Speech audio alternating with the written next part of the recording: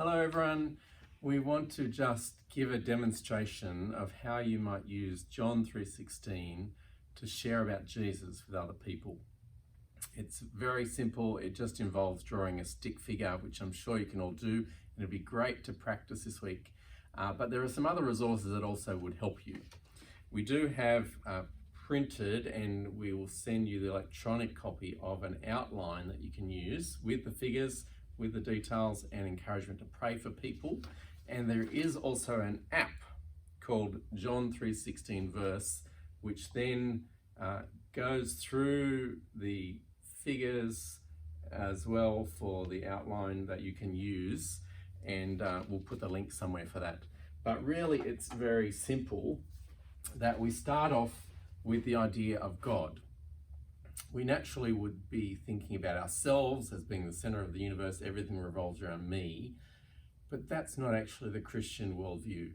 And so we want to start off with the idea, in the beginning God, that's how the Bible starts.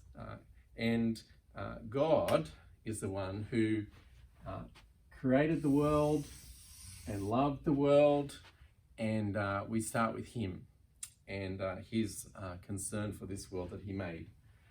Then the next key idea is that he gave his one and only son. And how do we think of Jesus? How do we represent that on a church building? A cross. It's so easy to remember. And we attach the cross here to the world. You can see where this is going with the figure.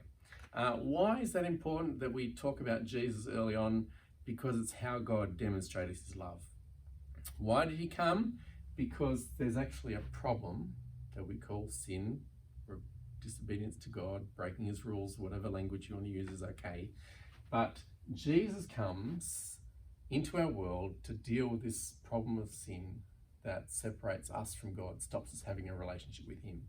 So Jesus comes and dies on the cross as God's way of dealing with the problem, so that justice is done, so the punishment is paid for.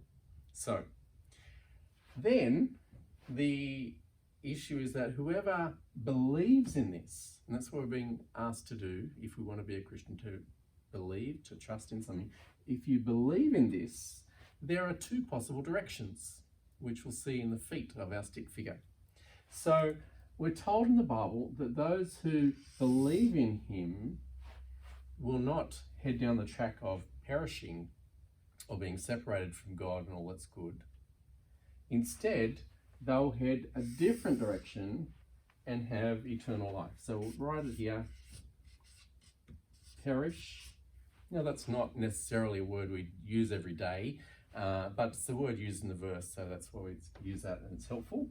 Or eternal life.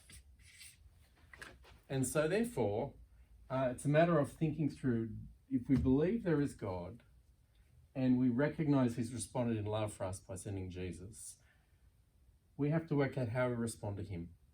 Do we reject him and we head down this track? Or do we trust him and head down this track to eternal life?